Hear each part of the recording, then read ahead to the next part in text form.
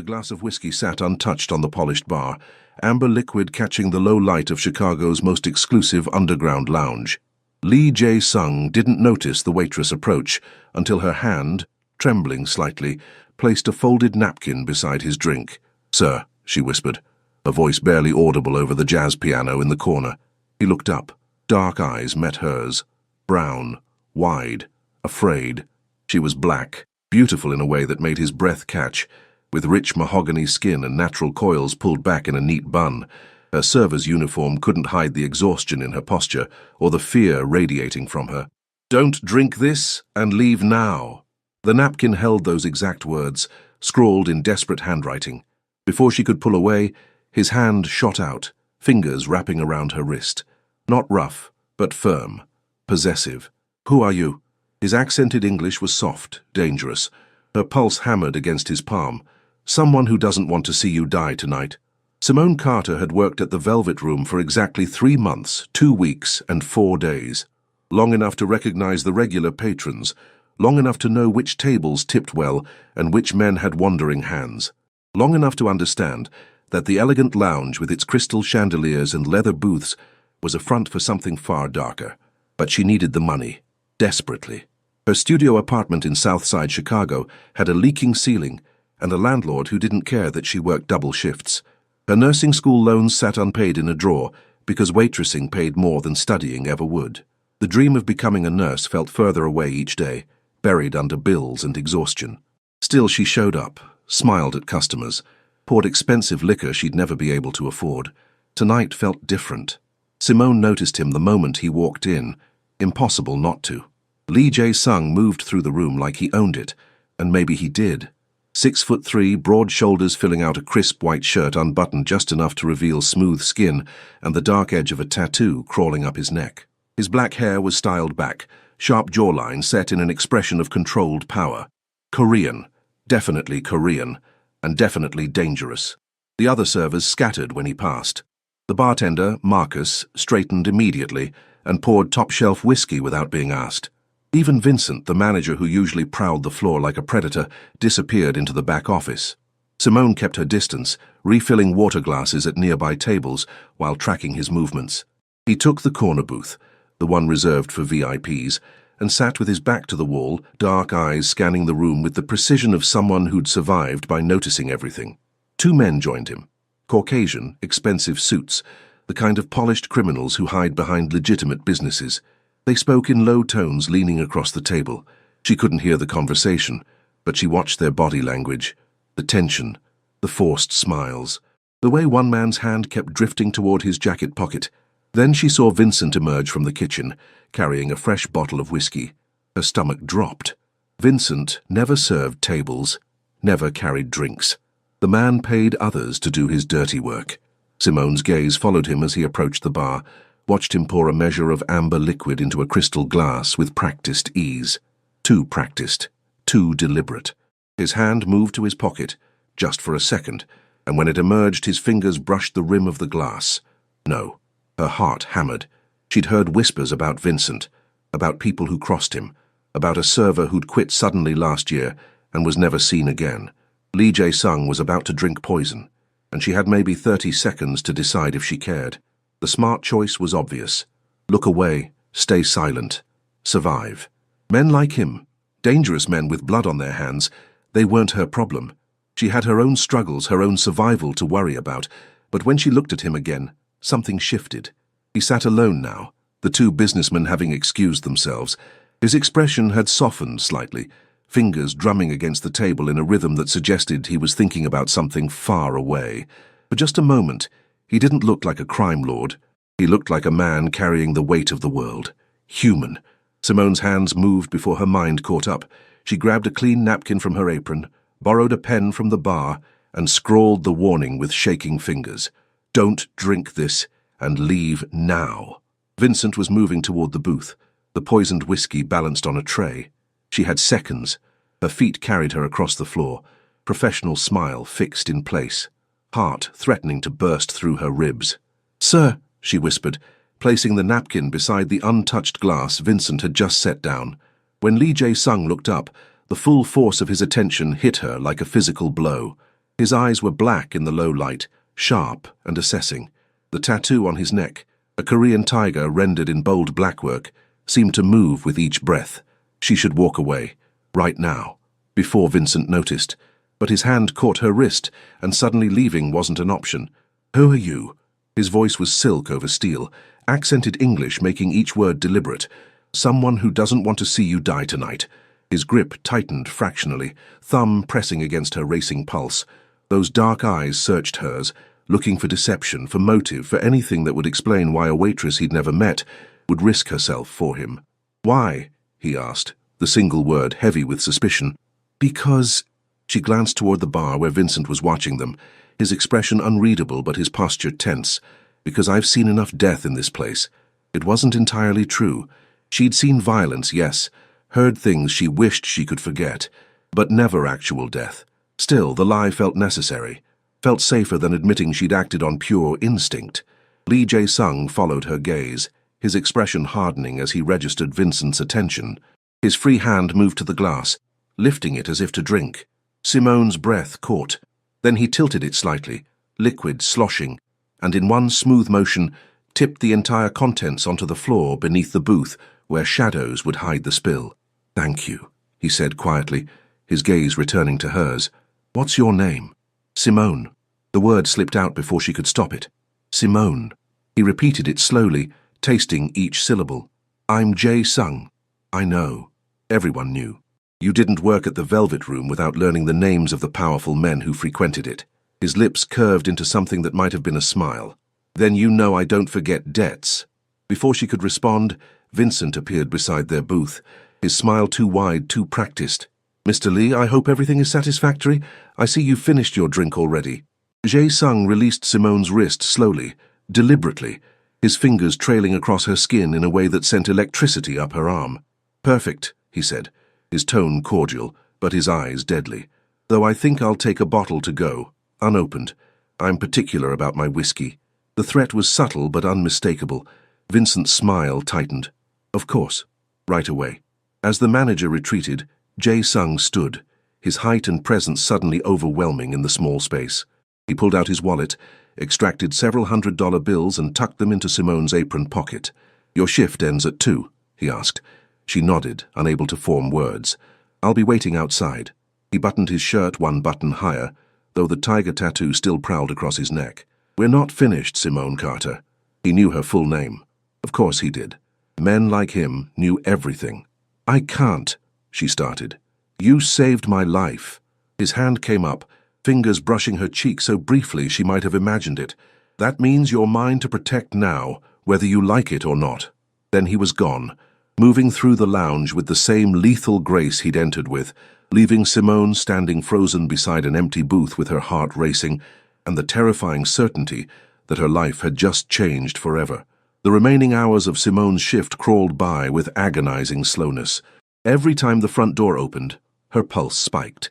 Every time Vincent passed her station, her stomach clenched. She replayed the moment over and over, the feel of Jae-sung's hand on her wrist, the darkness in his eyes, the casual way he'd claimed ownership of her safety. "You're mine to protect now."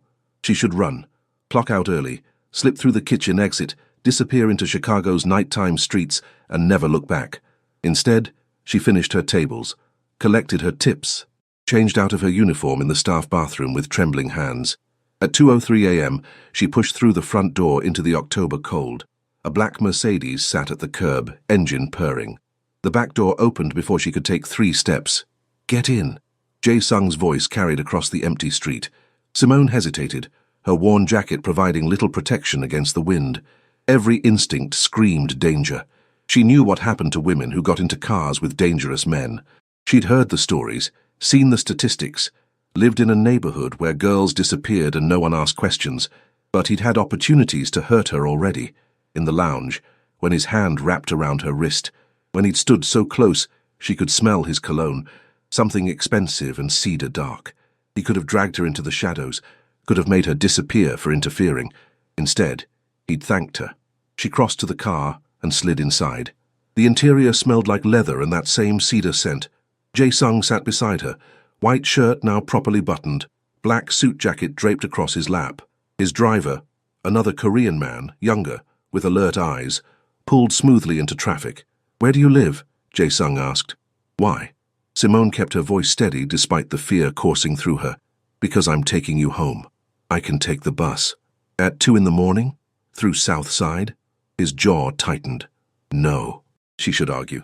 Should insist on her independence, her ability to take care of herself, but exhaustion won out. She'd been on her feet for 9 hours, her tips barely covered this week's groceries, and the thought of waiting in the cold for a bus that might not come made her bones ache. "West 63rd, she said quietly. "Near Halstead." Something flickered in his expression. Surprise? Concern? It vanished too quickly to identify. They drove in silence for several minutes, the city's late-night landscape sliding past the tinted windows. Simone watched him from the corner of her eye. In the car's dim interior, he looked different, less like the untouchable crime lord, and more like a man dealing with his own exhaustion. He'd loosened his collar, revealing more of the tiger tattoo that dominated his neck. The detail was incredible, each stripe rendered in bold black ink, the tiger's eyes seeming to watch her. "Why?" he asked, finally breaking the silence. "Why what? Why did you warn me?" His gaze fixed on her, intense and searching. "You don't know me. You owe me nothing, and you put yourself at considerable risk." Simone turned to face him fully. "Would you have let someone drink poison? If it served my interests? Yes." The honesty should have frightened her. Instead, it felt strangely refreshing. No pretense, no false morality. "Then we're different," she said. "I couldn't watch you die. Even if you are—" She gestured vaguely at him, at the expensive car, at the world he represented. "A criminal?" His lips curved. "You can say it. I won't be offended." "Dangerous," she corrected. "You're dangerous." "Yes." No denial, no justification, just acknowledgement, which is why you should be terrified right now. "I am." "Good." He shifted closer, the movement subtle but deliberate. "Fear keeps you alive. But you're smart, Simone. Smart enough to recognize poison in a whiskey glass. Smart enough to risk yourself anyway. That kind of intelligence is rare. Or stupid. No." His hand moved to her face, fingers tilting her chin up so she had to meet his eyes. "Not stupid. Brave.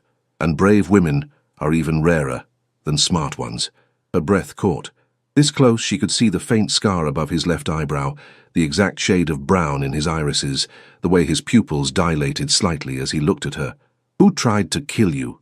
she whispered. "Does it matter?" "It does if they come back, if they realize I warned you." Jae-sung's expression darkened. "They won't touch you. You can't know that. I can." His thumb brushed across her cheekbone, the touch feather-light but possessive. "Because anyone who tries will answer to me. And trust me, Simone, that's not a conversation they want to have." The car slowed, pulling up in front of her building. The streetlight was broken again, leaving the entrance in shadow. Trash littered the sidewalk.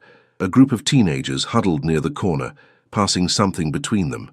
Jae-sung stared at the building with open displeasure. "You live here?" "It's what I can afford." Defensive anger crept into her voice. She didn't need his judgment, his pity, his wealthy man's horror at how the other half survived. "How much is rent?" "That's none of your—" "How much, Simone?" She crossed her arms. 1,200. "For a studio with a leaking ceiling and neighbors who scream at each other at 3 a.m. But it's mine and I pay for it myself, so I'll give you 15,000. He said it like he was ordering coffee. Casual. Effortless. Simone blinked. "What? $15,000? Your tip for tonight? That's insane. You saved my life. That's worth considerably more than 15,000, but I'm trying not to overwhelm you." His hand was still on her face, his touch warm against her skin. "Take the money, move somewhere safer, somewhere I don't have to worry about you getting hurt. You don't have to worry about me at all." She pulled back, breaking contact. "I'm not your responsibility." "Yes, you are." The absolute certainty in his voice sent shivers down her spine. "The moment you handed me that napkin, you became mine. My debt, my responsibility, mine." The possessiveness should terrify her. Instead, something warm and dangerous unfurled in her chest. "I don't want your money," she lied. She needed it desperately. $15,000 would change everything, pay off her loans, get her back into nursing school, move her somewhere that didn't smell like mildew and broken dreams, but accepting it felt like accepting ownership, like confirming his claim that she belonged to him now. Jae-sung studied her for a long moment, his expression unreadable. Then he reached into his jacket and pulled out a business card. Heavy stock, embossed lettering, a phone number, and nothing else. "Take this," he said, pressing it into her palm. "When you change your mind about the money, and you will, call me. Day or night, I'll answer.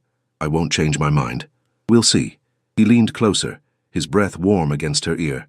"Sleep well, Simone Carter, and lock your door. All 3 locks." She didn't ask how he knew she had 3 locks. Men like him knew everything. The driver opened her door. Cold air rushed in, breaking the heated intimacy of the car's interior. Simone stepped out onto the sidewalk, the business card burning in her hand. "Simone!" Jae-sung called before she could close the door.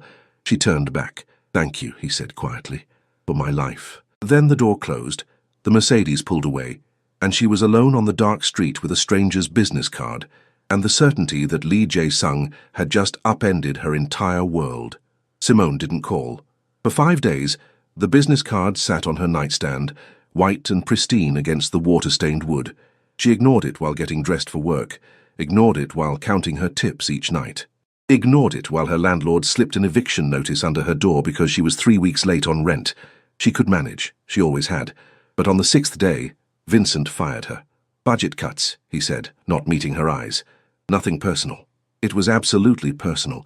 She'd interfered with his plan to kill Lee Jae-sung, and now she was paying the price. The severance check was laughable. 2 weeks' pay that wouldn't even cover this month's rent. Simone stood in her studio apartment, staring at the eviction notice, the pathetic severance check, and the pristine business card. Pride or survival? She picked up her phone. The call connected on the first ring. "Simone." His voice was warm, pleased, like he'd been waiting for this exact moment. "I need help," she said, hating how small her voice sounded. "Address? You already know it. I'll be there in 15 minutes. He paused. "Pack a bag." "What?" "No, I just need—" "Pack a bag." Each word was clipped, commanding. "You're not staying there another night." He hung up before she could argue. 14 minutes later, the black Mercedes pulled up outside. Jae-sung didn't wait for her to come down. He came up, taking the stairs 2 at a time despite the sketchy stairwell and broken elevator. His knock was firm, authoritative. When Simone opened the door, his expression went from concerned to furious in the space of a heartbeat. "This is where you live?" He stepped inside without invitation, his tall frame making the tiny studio feel even smaller. His gaze swept the space, the leaking ceiling, the mold in the corner, the single window with bars on the outside. "Jesus Christ, Simone. It's not that bad. It's a fucking death trap." He turned to her, and the anger in his eyes made her step back. "How long has that ceiling been leaking?" 2 months. "And the landlord doesn't care." Jae-sung's jaw clenched. "Pack your things, all of them. I told you I just need—" "You need somewhere safe to live." He moved closer, his presence overwhelming in the small space. "You need to not sleep somewhere with toxic mold and structural damage. You need someone to actually give a damn whether you live or die. And that someone is you." She crossed her arms, defensive. "You don't even know me. I know you're too stubborn to ask for help until you're drowning. I know you saved my life. I know you deserve better than this." His hand came up, fingers brushing her cheek in that now familiar gesture. "And I know I'm not letting you stay here another night. Where am I supposed to go?" "With me." Simone's breath caught. "I can't." "You can." His thumb traced her jawline, the touch gentle despite the steel in his voice. "I have a penthouse in Lincoln Park. 4 bedrooms, 3 bathrooms. Security that actually works. You'll have your own space, your own privacy. No expectations beyond staying alive. Why would you do this? Because you're mine to protect." That same possessive certainty from their first meeting. "Because I pay my debts. Because—" He hesitated, something vulnerable flickering in his expression. "Because I want to." The honesty in those last words broke through her defenses. "Okay," she whispered. Jae-sung's expression softened. "Okay? Okay." She turned toward her tiny closet. "Give me 20 minutes to pack." It took 30. Everything she owned fit into 2 duffel bags and a backpack, a depressing commentary on her life. Jae-sung carried the heavier bags without being asked, his driver handling the rest. The Mercedes drove north through Chicago, leaving behind the broken streetlights and boarded windows of South Side. The neighborhoods changed, improved, gentrified. By the time they reached Lincoln Park, Simone felt like she'd entered a different city entirely. The building was all glass and steel, the kind of place she'd walk past without ever imagining she might enter. The doorman greeted Jae-sung by name. The elevator required a key card. The hallway on the top floor was silent, expensive, intimidating. His penthouse took up the entire floor. Simone stood in the entrance, overwhelmed. Floor-to-ceiling windows overlooked the city, modern furniture in black and grey, art on the walls that probably cost more than she'd make in a lifetime. Everything was clean, sleek, perfect. "Your room is this way." Jae-sung led her down a hallway, past a kitchen that looked like it belonged in a magazine, to a bedroom that was bigger than her entire studio apartment. King-sized bed, attached bathroom, a window with an actual view. "This is too much," she said. "It's the smallest bedroom." He set her bags down near the closet. "But if you prefer one of the others—" "No, this is—" Emotion clogged her throat. "This is perfect." Jae-sung moved closer, his hand finding her face again in that gesture that was becoming familiar, almost comfortable. "You're safe here," he said quietly. "I promise you that. No one will hurt you. No one will touch you. You have my word." Simone looked up at him, this dangerous, complicated man who'd somehow decided she was worth protecting, and made a choice that would change everything. She kissed him. It was impulsive, reckless, probably stupid, but his lips were soft against hers, and when his arm wrapped around her waist, pulling her closer, she felt safer than she had in years. The kiss deepened. His other hand tangled in her hair, careful of her natural coils. She gripped his shirt, feeling the hard muscle beneath the expensive fabric, the rapid beat of his heart that matched her own. When they finally broke apart, both breathing hard, Jae-sung rested his forehead against hers. "That was—" he started. "A bad idea?" she finished. "Perfect." His lips curved into a real smile, the first she'd seen from him. "But we should talk about this, about what this means." "It means I'm tired of being alone," Simone said honestly. "It means you make me feel safe in a way I never have before. It means—" A sharp knock on the penthouse door interrupted her. Jae-sung's expression immediately shifted, the softness vanishing behind cold calculation. "Stay here," he commanded, his voice brooking no argument. He disappeared down the hallway. Simone heard muffled voices, Jae-sung's and another man's, both speaking rapid Korean.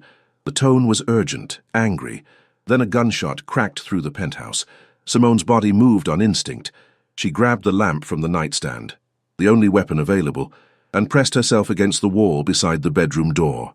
Her heart thundered. Her hands shook. But she'd grown up in South Side Chicago. She knew the sound of gunfire, knew how to survive. More voices. A struggle. Something heavy hitting the floor. Then silence. "Simone," Jae-sung's voice, calm despite what had just happened. "It's safe. Come out." She edged down the hallway, lamp still clutched in white-knuckled hands. The living room had transformed into a crime scene. Two men lay unconscious on the floor, Korean dressed in dark clothing, weapons visible at their waists. Jae-sung stood over them, gun in hand, his white shirt splattered with blood. His driver stood near the door, similarly armed, his expression grim. But Jae-sung himself appeared unharmed. "Whose blood?" Simone asked, her voice surprisingly steady. "His." Jae-sung gestured to one of the unconscious men. "He got a shot off. Hit the wall." She followed his gaze. Sure enough, a bullet hole marred the previously pristine plaster. "What's happening?" "A message." Jae-sung set his gun down on the coffee table, his movements deliberate. "From the people who tried to poison me. They're unhappy I'm still breathing. Will they come back? Probably." He crossed to her, taking the lamp gently from her hands and setting it aside. "But they won't get past my security again. Jin-ho here," he nodded to his driver, "is increasing our protocols." Simone looked at the unconscious men, at the blood on the floor, at the casual way Jae-sung discussed attempted murder like it was an inconvenient business meeting. This was his life. Violence, danger, death lurking in the shadows. And she'd just walked into the middle of it. "I should go," she said. "No." His hand caught hers, firm but not cruel. "You're safer here than anywhere else. Those men knew where you live. And now they'll tell their employer what happens when you send assassins to my home." His thumb stroked across her knuckles. "You're not leaving, Simone. Not when there are people out there who might use you to get to me." Her stomach dropped. "Use me how? You warned me. You interfered with their plan. They know your face from the lounge." His expression hardened. "They'll want to tie up loose ends, which means you're a target now, whether you stay with me or not." Fear clawed up her throat. "So my choices are stay here and get caught in your war, or leave and get hunted down anyway?" "Yes." No apology, No false comfort, just brutal honesty. Simone pulled her hand free, pacing away from him. The pristine penthouse suddenly felt like a cage, beautiful, luxurious, but a cage nonetheless. "This is insane," she whispered. "I know." He followed her to the windows, his reflection appearing beside hers in the glass. "I'm sorry. If I could undo it, if I could make you safe without keeping you here, I would, but I can't. So you're staying where I can protect you." She turned to face him. "And what do you get out of this, really? You could just put me in a hotel with security. You could pay someone else to guard me. Why do you actually want me here?" Jae-sung was quiet for a long moment, his dark eyes searching hers. "Because when I'm with you, I remember what it feels like to be human," he said finally. "Because you looked at me, a criminal, a killer, and decided I was worth saving anyway. Because for the first time in 10 years I care whether someone lives or dies." The confession hung between them, raw and honest. "I don't know how to be what you need," Simone said. "I don't need anything." His hand came up, cupping her face. "I just want you safe. Everything else is negotiable. Even the kiss." His lips curved. "Especially the kiss. That was—" He paused, his expression softening. "That was the first time in years someone touched me because they wanted to, not because they were afraid or trying to manipulate me. So no, Simone, that's not negotiable. That's something I'm going to think about every minute until you decide to do it again." Heat flooded through her. "Confident, aren't you? Hopeful." He leaned closer, his breath warm against her lips. "Tell me you didn't feel it too. Tell me that kiss was just gratitude or impulse and I'll back off. I'll give you space, privacy, whatever you need." She should lie, should protect herself, should maintain distance from this dangerous, complicated man who'd already upended her entire life. Instead, she closed the gap and kissed him again. This time there was no hesitation. His arms wrapped around her, pulling her flush against his body. She tasted urgency on his lips, need in the way his hands gripped her waist. Her fingers found the buttons of his blood-stained shirt, working them open, needing to feel skin. The tiger tattoo continued down his chest. Bold, beautiful, fierce. "Simone," he breathed against her mouth. "We should stop." "Why?" "Because if we don't, I won't be able to." His forehead pressed against hers. "And you deserve better than me making decisions for you because I can't control myself." She pulled back just enough to meet his eyes. "What if I want you to lose control?" His restraint visibly cracked. "Are you sure?" "No." Honest. Raw. "But I'm doing it anyway." That was all the permission he needed. Jae-sung lifted her easily, his strength evident despite his lean build. Her legs wrapped around his waist as he carried her down the hallway, past the crime scene in the living room, to his bedroom instead of hers. His room was darker, more masculine, dominated by a massive bed and more floor-to-ceiling windows showing the Chicago skyline. He set her down gently, his hands immediately finding the hem of her shirt. "Last chance," he murmured. "Tell me to stop." Simone answered by pulling his ruined shirt off completely. What happened next was a blur of sensation, his mouth on her neck, her hands exploring the planes of his chest, clothing disappearing piece by piece. The tiger tattoo continued down his torso, she discovered, ending just above his hip in a final flourish of ink. When they finally came together, it felt like something fundamental shifted in the universe, like two broken pieces finding a way to fit, like salvation and damnation wrapped into one perfect, terrible moment. Afterward, they lay tangled in his sheets, the city lights painting patterns across their skin. Jae-sung's fingers traced lazy circles on her shoulder, his breathing slowly returning to normal. "I have to tell you something," he said quietly. Simone tensed. "What?" "The men who tried to kill me. They work for my brother." She pushed up on her elbow, staring at him. "Your brother wants you dead?" "My half-brother. Lee Dong-hyun." Jae-sung's expression was unreadable. "Our father built an empire in Chicago. Import-export, real estate, legitimate businesses with illegal foundations. When he died 5 years ago, he left everything to me. Dong-hyun got nothing. Why? Because I'm loyal. Because I never questioned our father's methods. Because—" he hesitated. "Because Dong-hyun fell in love with an American woman and chose her over the family business.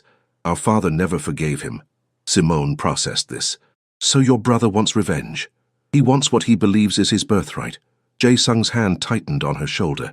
"And he'll destroy anyone in his way, including you, now that you're here with me.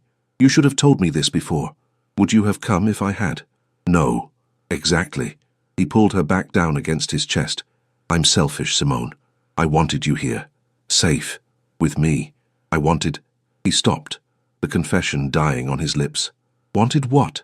She pressed. To not be alone anymore, he admitted quietly. To have someone in my life who isn't afraid of me or trying to use me. To feel like you're human, she finished, echoing his earlier words. Yes. Simone closed her eyes, breathing in his scent, feeling the steady beat of his heart beneath her cheek. This was insane, dangerous, probably the worst decision she'd ever made. But lying here in his arms, she felt more alive than she had in years. What happens now? She asked. Now? His fingers threaded through her coils, gentle and careful. Now I eliminate the threat. Now I make sure my brother understands what happens when he comes after what's mine. Now I keep you alive, no matter what it costs. The possessiveness should frighten her. Instead, it felt like the only solid ground in a world that had suddenly become unstable. Okay, she whispered. Okay? He sounded surprised. Okay. She pressed a kiss to his chest, right over his heart. I'm staying. I'm trusting you, A phone buzzed on the nightstand, interrupting her. Jae-sung reached for it, his expression darkening as he read the screen. What is it? Simone asked. He showed her the message. Enjoy her while you can, little brother. She won't last long. The next 3 days existed in a strange limbo. Jae-sung disappeared for hours at a time, leaving Jin-ho and 2 other guards to watch over Simone. She wasn't a prisoner, not exactly, but leaving the penthouse wasn't an option. Not with Dong-hyun's threat hanging over them like a guillotine. She filled the time exploring the penthouse, cooking in the state-of-the-art kitchen, staring out at the city she could no longer safely walk through. Sometimes she caught herself thinking about her old studio apartment, the leaking ceiling and broken elevator, and felt a strange nostalgia for problems that were at least comprehensible. On the 4th day, Jae-sung returned different. Simone heard him enter around 3 a.m., his footsteps heavy in the hallway. She'd been lying awake in his bed, her bed now, really, since she'd spent every night there since their first time together, waiting for him. When he appeared in the doorway, exhaustion lined his face. His white shirt was rumpled, tie loosened, dark circles under his eyes making him look older than his 31 years. You're awake, he said. You're late. I'm sorry. He crossed to the bed, sinking down on the edge like his legs couldn't hold him anymore. It's been a long day. Simone sat up, reaching for him. Her fingers found the knots in his shoulders, working at the tension. What happened? I met with Dong-hyun. Her hands stilled. You did what? I met with him. Neutral territory. Witnesses from the other families. Jae-sung's head dropped forward as she resumed the massage. I offered him a deal. Half the business, equal partnership, peace between us. What did he say? He said he wants it all. Said you're a distraction I can't afford. Said, his voice roughened, said he'll burn everything to the ground before he accepts scraps from our father's favorite son. Simone moved around to face him, her hands cupping his jaw. I'm sorry. Don't be. His eyes met hers, dark and fierce. He made his choice. Now, I make mine. Which is war. The single word was cold, final. I eliminate his operations. I dismantle his alliances. I take everything he's built and destroy it. And when he has nothing left, when he's desperate and broken, I offer him one chance to surrender. And if he doesn't? Jae-sung's expression answered for him. Simone's breath caught. You'd kill your own brother? I'd kill anyone who threatens you. His hands came up, tangling in her hair. I know that makes me a monster. I know you should run from me, be terrified of me. But I can't pretend anymore, Simone. I can't pretend I'm not completely obsessed with you, that I don't think about you every second I'm away, that I wouldn't burn the whole city down to keep you safe. The confession should terrify her. Instead, something warm and fierce bloomed in her chest. I'm not running, she said. You should. I know. She leaned forward, pressing her forehead to his. But I'm not. Because despite everything, the danger, the violence, the absolute insanity of this situation, I've never felt more alive than I do with you. Simone, let me finish. She pulled back, meeting his eyes. I grew up in South Side Chicago. I watched my mother work 3 jobs and still die from lack of health care. I watched my father drink himself to death. I've lived my whole life just surviving, just getting by, just waiting for the next disaster. And then you happened. I brought disaster. You brought possibility. Her fingers traced the edge of his tiger tattoo. You made me feel like I matter, like I'm worth protecting, like I'm more than just another poor black girl trying not to drown. You are worth protecting. His voice was fierce. "You're worth everything." "Then let me help you." She gripped his shirt. "Let me be part of this fight instead of just someone you're hiding away." "Absolutely not." "Jae-sung." "No." He stood, pacing away from her. "You don't understand what you're asking. This isn't some romantic adventure. People will die, probably a lot of people, and I won't risk you being one of them. So I just sit here, wait for you to come home each night and hope you're not bleeding?" "Yes." He turned back to her, his expression set. "That's exactly what you do, because the alternative is you in the crossfire, and I can't—" His voice broke. "I can't lose you, Simone. I can't." She'd never heard him vulnerable before.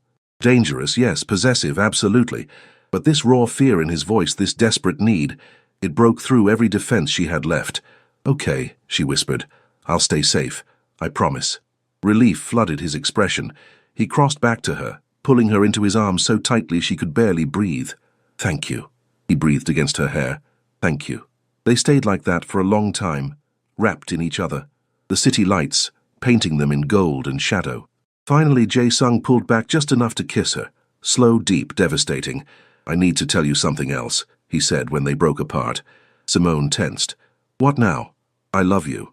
The words hung in the air, impossible and perfect. "You barely know me," she managed. "I know you saved my life when you had nothing to gain from it. I know you kissed me when you should have been running away. I know you're brave and stubborn, and so beautiful it physically hurts to look at you sometimes." His hands framed her face. "I know that before you I was just going through the motions, and now I'm actually living. So yes, Simone Carter, I love you, and I'm terrified of it, and it's probably too soon, and you don't have to say it back. But I needed you to know." Tears burned her eyes. "You're insane." "Probably. This is the worst timing possible.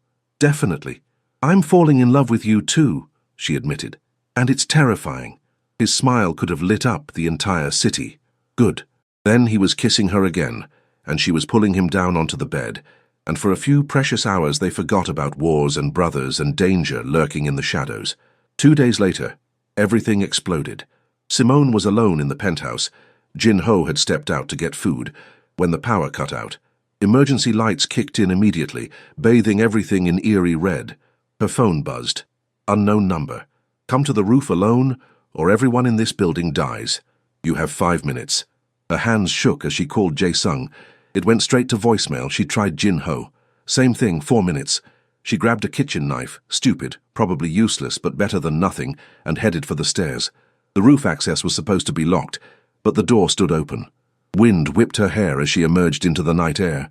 Chicago sprawled below, beautiful and indifferent. Dong-hyun stood near the edge, his resemblance to Jae-sung striking and disturbing.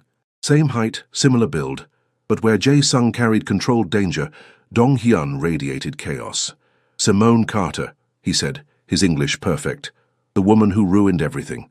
"I didn't ruin anything. You made my brother weak." He moved closer. "Before you he was focused, ruthless. Now he's distracted, sloppy, willing to compromise. All because of you. He offered you partnership, peace. I don't want his scraps." The shout echoed across the roof. "I want what should have been mine from the start, and you're going to help me get it. By killing me? By making him choose." Dong-hyun smiled, cold and terrible. "You or the business. His little obsession or everything our father built. Let's see what matters more." Simone's grip tightened on the knife. "He won't choose. He will, because I'm going to—" A gunshot cracked through the air. Dong-hyun staggered, blood blooming on his shoulder. Behind him, Jae-sung emerged from the stairwell, gun raised, his expression absolutely murderous. "Get away from her," he said, each word precise and deadly. Dong-hyun laughed, the sound edged with pain. "There he is. There's the monster our father raised. Tell me, little brother, would you really kill me over some woman?" "Yes." No hesitation. No doubt. "Then do it." Dong-hyun spread his arms. "Pull the trigger. End this." Jae-sung's gun didn't waver, but he didn't shoot. "I didn't think so." Dong-hyun's smile widened. "You're weak. Just like—" Simone moved without thinking. The knife left her hand, spinning through the air. It didn't hit Dong-hyun. She'd aimed for his leg, hoping to stop him from whatever he was about to do, but it distracted him long enough for Jae-sung to close the distance and slam him against the roof's edge. "You don't touch her," Jae-sung snarled. "You don't threaten her. You don't even think about her. Understood?" "Or what?" Dong-hyun wheezed. You'll finally grow a spine and kill me. No. Jae-sung's expression shifted, becoming cold and calculated. I'll give you exactly what you wanted. The business, all of it. Every operation, every asset, every territory. It's yours. Simone's breath caught. Jae-sung, no, on one condition, he continued, ignoring her. You leave Chicago, tonight, and you never come back. You never contact me, never threaten anyone I care about, never set foot in this city again. Dong-hyun stared at him. You're serious? Completely? You'd give up everything for her? Without hesitation. Silence stretched between them, broken only by the wind and the distant sounds of the city below. Finally, Dong-hyun laughed. A broken, defeated sound. You really do love her? Yes. Then you're even more of a fool than I thought. He pushed away from Jae-sung, stumbling slightly. Fine. Take your empire. Keep your woman. I'm done with this family anyway. He walked toward the stairs, pausing beside Simone. He'll destroy himself for you, Dong-hyun said quietly. Give up everything. Become nothing. And when you get bored or scared or realize what a monster he really is, it'll kill him. So I hope you're worth it. Then he was gone, disappearing down the stairs, leaving Simone and Jae-sung alone on the roof. For a long moment, neither moved. Then Simone threw herself at him, her arms wrapping around his neck, tears streaming down her face. You idiot, she sobbed. You complete idiot. His arms crushed her against him. I meant what I said. You or the business. It was never a choice.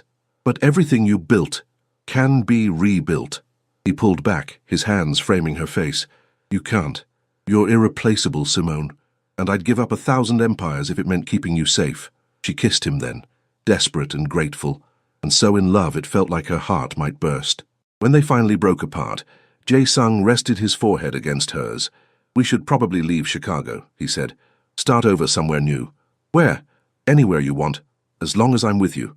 Simone thought about her old life, the studio apartment, the dead-end waitressing job, the constant struggle just to survive. Then she thought about this impossible, dangerous, beautiful man who'd chosen her over everything. Seattle, she decided. I've always wanted to see Seattle. His smile was breathtaking. Seattle it is. 6 months later, Simone stood in the kitchen of their Seattle townhouse, morning sunlight streaming through the windows as she prepared coffee. The view overlooked Elliott Bay, boats dotting the water.